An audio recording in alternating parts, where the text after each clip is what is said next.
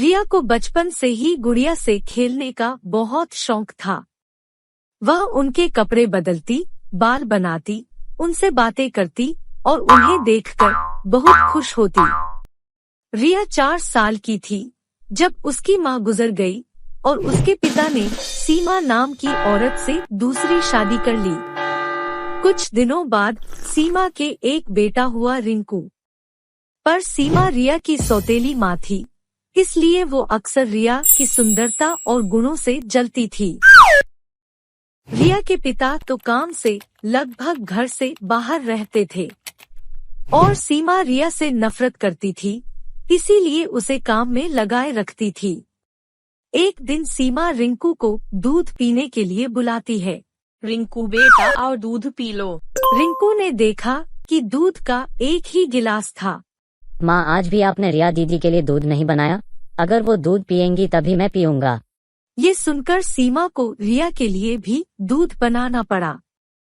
रिया अपना दूध P low. ये सुनकर रिया खुशी से दौड़कर दूध पीने आती है, क्योंकि सीमा कभी भी रिया से ठीक से बात नहीं करती है, सिर्फ रिंकू और रिया के पिता के सामने ही नाटक करती है।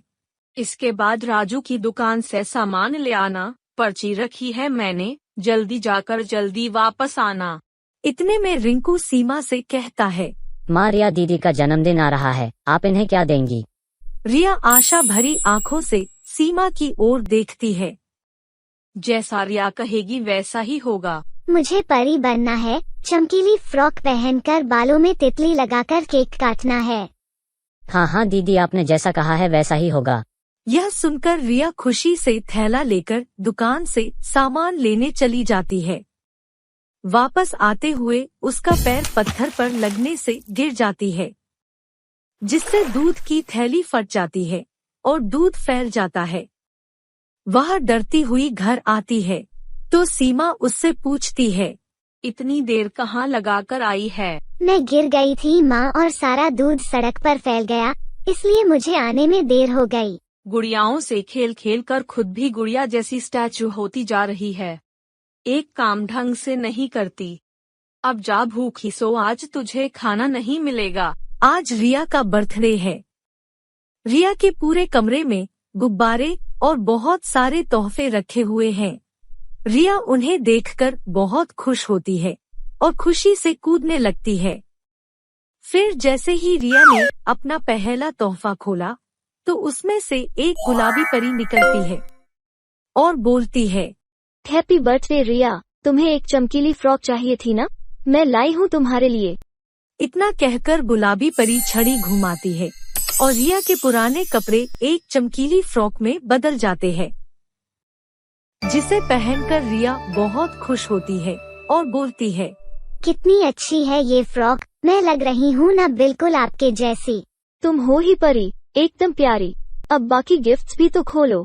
रिया दूसरा तोहफा खोलती है और उसमें से एक पीली परी निकलती है। हैप्पी बर्थडे रिया, ये रहा तुम्हारा ताज। ये ताज तो परी का होता है ना? ये बहुत सुंदर है, थैंक यू पीली परी। तीसरा तोहफा खोलने पर नीली परी आती है।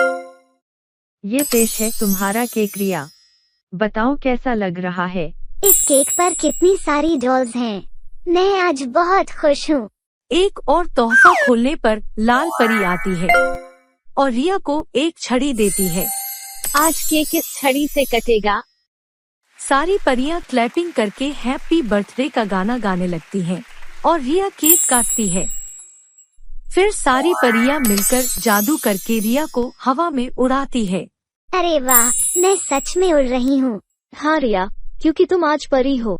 अब चलो आसमान की सैर करके आते हैं। इतना कहकर रिया और बाकी सारी परियां आसमान की सैर करने लगती है।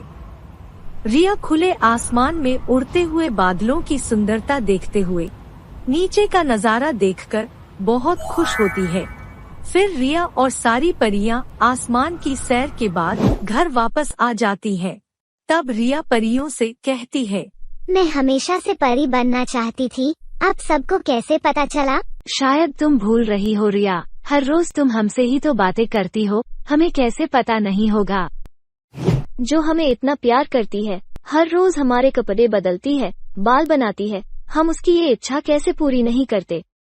आज से तुम हर जन्मदिन पर हमारा इंतजार करना, वही होगा तुम्हारा परी बनने का दिन। हर रोज बातें करने के लिए तो हम हैं ही, और ये छड़ी है ही, जब जरूरत पड़े हमें इससे बुला लेना। इतना कहकर सारी परियां गायब होकर वापस से गुड़िया बन जाती है और रिया उन्हें प्यार से संभाल कर रख देती है। तो इस तरह से रिया का ये बर्थडे यादगार बना। उम्मीद करती हूँ आपको हमारी यह कहानी अच्छी लगी होगी। अब मिलूंगी आपसे अगली कहानी के साथ। धन्यवाद।